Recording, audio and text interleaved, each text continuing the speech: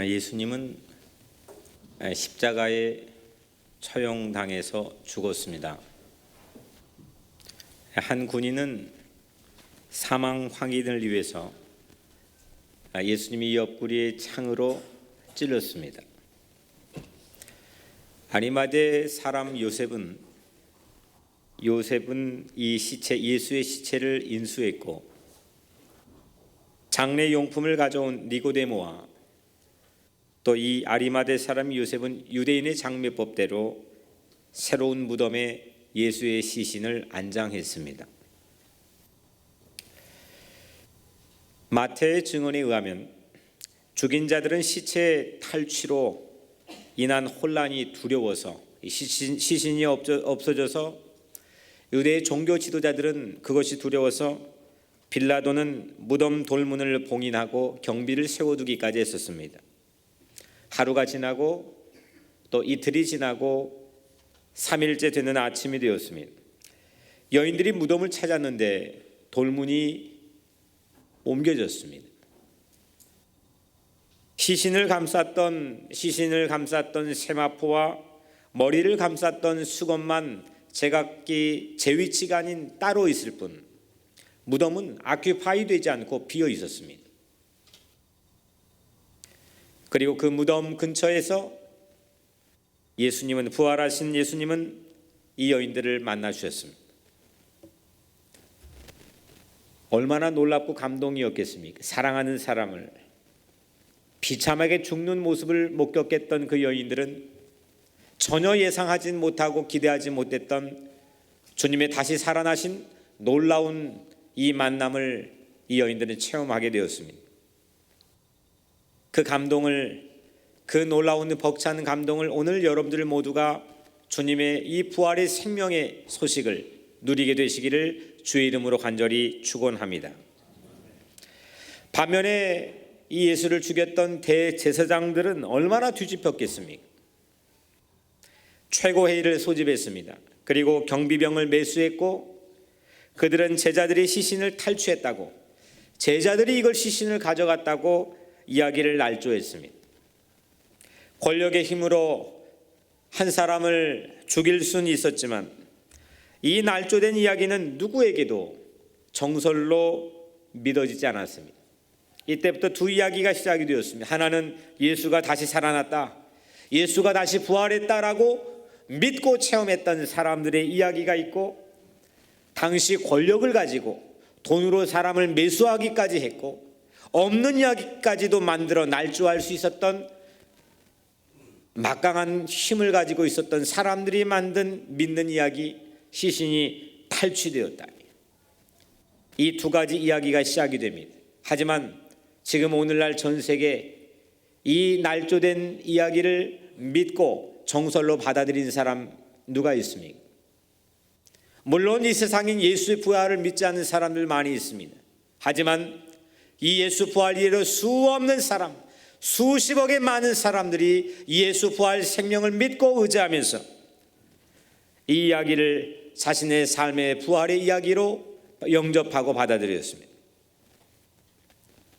그럼에도 불구하고 죽인 자들은 시신 탈취로 위장했으니까 이 시신을 가져간 제자들을 찾기에 얼마나 난리였겠습니까? 그날 당일 예수가 부활한 그 당일 저녁 밤이었습니다. 제자들은 자기들 찾기 혈안이 된 이 유대인들이 무서워서, 오늘 말씀이 첫 절에 유대인들이 무서워서 한 집에 모여 다락방에 숨었습니다. 집에 있는 문이란 문은 다 걸어 잠궜습니다. 그런데 부활하신 예수님께서 그 걸어 잠근 방에 들어오셔서 못자국 난 두 손과 옆구리를 보여주었습니다. 제자들은 눈으로 확인하고 기쁨을 가누지 못했습니다. 여러분들, 그 현장에 있었다는 것, 그 집안에서 함께 모여서 부활하신 예수님이 문을 걸어 잠궜는데도 그들 한가운데 서서 Peace be with you, 너에게 평강이 있을지어다, 그 현장에 있었던 이 놀라운 체험을 한 제자들, 현장은 가장 정확한 정보입니다. 책을 통해 공부하는 것보다 현장에 있었다고 하는 건 더욱 확실하고 신속합니다. 저는 일제시대의 경험을 책을 통해서만 공부했을 뿐이지만 오늘 이 자리에 계신 몇몇 분들은 그 일제시대를 어린 시절에 청년의 시절에 살았습니다. 어떤 것이 더 정확하겠습니까?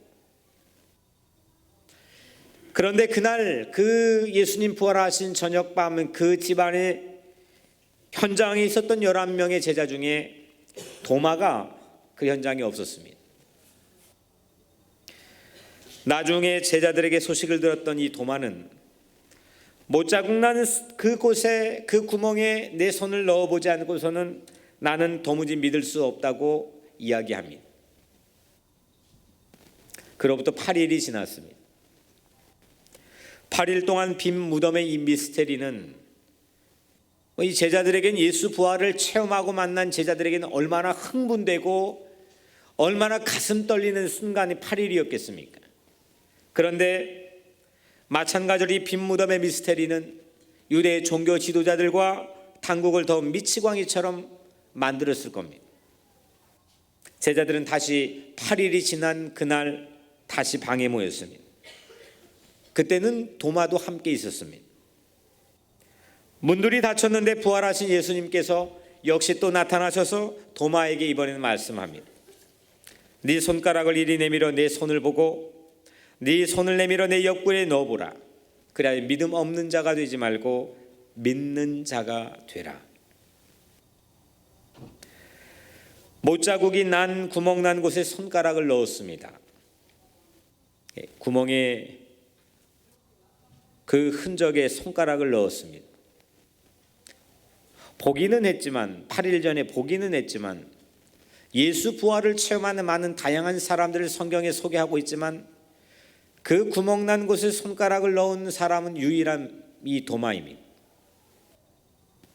얼마나 드라마틱합니까? 여러분들이 예수 부활의 십자가에 못 박혔던 손에 그 부활하신 예수님을 만나 그 구멍에 손을 여러분들이 손가락을 넣었다고 생각해 보십시오. 얼마나 드라마틱하고 얼마나 감동스러운 일입니까? 하지만 그는 가장 늦은 현장에 있었습니다. 가장 늦은 현장성이었지만 가장 확실한 부활 체험을 오늘 도마가 우리에게 보여줍니다. 이게 하나님의 사랑 아니겠습니까? 가장 늦은, 이미 때 지난, 철이 지나버린, 시간이 많이 흘러버린, 세월을 낭비해버린 발걸음일지라도 오늘 도마는 역사상 유일하게 예수 그리스도의 부활에 그 구멍 났는 못자국 난 그곳에 손을 넣었던 유일한 증인이 되었습니다. 그 도마로 인해 우리는 가장 확실한 부활의 단서를 얻게 되었습니다. 오늘 여러분들의 삶은 어떻습니까? 오늘 도마가 만졌던 못자국 난 예수 그리스도의 부활한 그 놀라운 체험처럼 오늘 여러분들의 삶도 그동안 여러분들의 삶이 어떠했던 이미 늦은 시간이건 이미 많은 세월이 지났건 오늘 귀한 이 부활의 이 아침에 여러분들의 부활의 놀라운 현장의 체험이 있기를 주의 이름으로 간절히 축복합니다. 도마가 부활한 예수를 만나려고 11명의 제자들과 함께 유대 광야를 거쳐서 갈릴리로 갑니다. 그 갈릴리 유대 광야를 거쳐 갈 때 천하무적이 되어서 전혀 다른 사람이 되고 전혀 다른 용기를 가지고 그는 광야 한복판을 지나 위험을 무릅쓰고 예수 부활한 예수를 만나기 위해 갈릴리로 갑니다. 이후에 도마는 목수가 되었다는 전승이 전해져 내려옵니다. 목수가 되어서 인도에 들어가고 왕의 궁을 건축하면서 복음도 전했다는 이야기도 전해집니다. 그리고 결국 인도에서 순교했다는 이야기가 전해집니다. 그날 부활한 못자국을 만진 도마, 그 못자국을 만진 도마, 그 생생한 체험을 했던 도마, 그 도마는 그 못자국 때문에 아마도 가장 아름다운 목수가 되었는지도 모르겠습니다. 오늘 부활을 체험한 이 파워풀한 11명의 부활 전사처럼 오늘 여러분들의 삶에도 예수 그리스도의 부활의 체험이 있게 되기를 주의 이름으로 간절히 축복합니다. 고린도전서 15장 4절에 장사 지낸 바 되셨다가 성경대로 사흘 만에 다시 살아나사 게바에게 보이시고 후에 12제자에게와 그 후에 500의 형제에게 일시에 보이셨나니. 도마처럼 예수 부활을 체험했던 500명, 여튼 예수 부활을 체험한 사람들은 전혀 다른, 생판 전혀 다른 사람으로 변화되었습니다. 베드로가 그랬고 오늘 도마가 그랬고 사도 바울도 다메섹 도상으로 가며 부활한 예수의 목소리만 들어도 그는 삶이 변화되었습니다.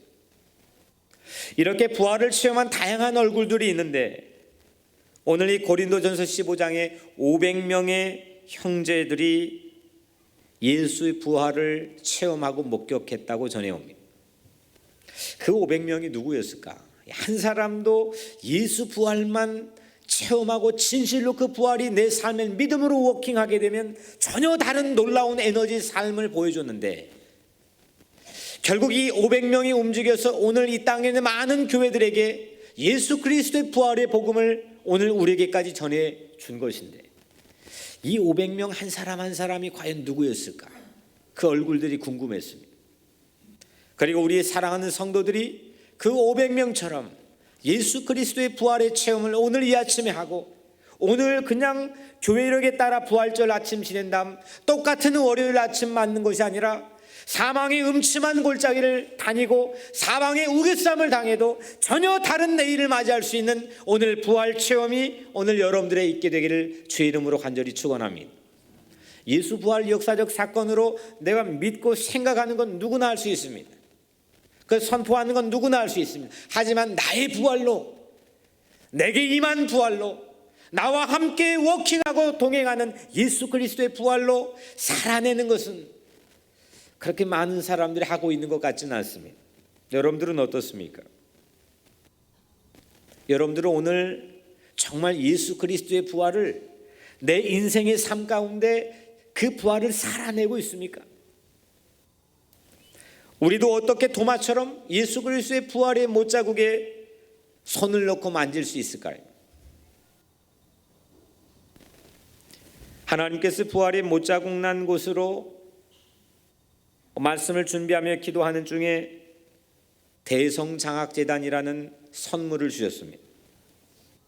우리 다 아는 것처럼 얼마 전 28살 젊은 청년의 나이에 폐암의 투병을 하며 마지막 투병하는 2달 동안 최후까지 복음을 전하다 천국 주님의 품에 안긴 대성이는 우리에게 부활의 능력을, 부활의 삶을 보여줬습니다. 그는 이루 말할 수 없는 인생의 우여곡절의 삶의 순간순간 고비고비가 있었지만 그는 마지막 순간순간마다 예수 그리스도의 부활의 생명이 없었다면 그리 담대하지 못했을 그런 기적 같은 모습들을 우리에게 보여줬습니다. 그는 부활의 못자국을 만진 사람이었습니다. 그의 부모도 역시 그 부모의 삶도 역시 부활의 못자국이 되기를 바라는 마음입니다. 여러분들이 함께 사랑을 나눠 준 덕분에 장례를 치르고, 그리고 그 부모가 남겨진 돈을 의미 있게 써달라고 저에게 가져왔습니다. 우선은 가지고 있어달라 부탁하고 기도하고 있었습니다. 하루가 지났습니다. 그 하루 안에 하나님께서 이런 감동을 주셨습니다. 대성장학재단을 통하여 하나님께서 대성이가 우리 목사가 되겠다는 36살에 목사가 되고 싶다는 꿈을 5년 전에 저에게 말했었는데, 그의 소망대로 하나님의 복음을 전하고 하나님의 나라를 위해 쓰임받고자 하는 이 땅에 많은 젊은이들에게 꿈과 용기와 또 새로운 소망을 주는 그런 대성장학재단이 바로 오늘 우리 교회 공동체가 살아낼 부활의 못자국인 줄 믿으시길 바랍니다. 대성, 이 뜻은 물론 크게 이루었다, 다 이루었다, 예수님이 십자가에서 마지막 하신 말씀이기도 하지만, 대성은 우리 조국의 도산 안창호 선생님이 1907년 기독교 정신에 의해 평양에 대성학교를 세웠는데 이 이름으로 잘 알려져 있습니다. 지금도 한국의 서울의 노량진이나 전국 방방곡곡에 학원의 이름에 가장 많이 있는 게 대성학원인데, 그 첫 번째 유래가 도산 안창호, 또 윤치호를 교장으로 세웠던 이 대성학교입니다. 당시 기독 정신으로 애국하는 인재를 키우기 위해서 안창호는 당시 2만 원이라는 거금을 들여 대성학교를 세웠습니다. 그리고 오산학교와 더불어서 한국 어려운 시절에 하나님의 귀한 인재, 애국하는 인재를 만드는 중추적인 역할을 이 학교가 감당했습니다. 저는 오늘 하나님께서 우리에게 주신 이 대성장학재단, 대성이처럼 복음을 전하려는 젊은이들에게 믿음과 용기를 주는 이 대성장학재단이야말로 부활 생명의 씨앗이 될 것이고, 많은 이들이 만질, 많은 사람들이 앞으로 만질 부활의 못자국이 될 줄로 믿습니다.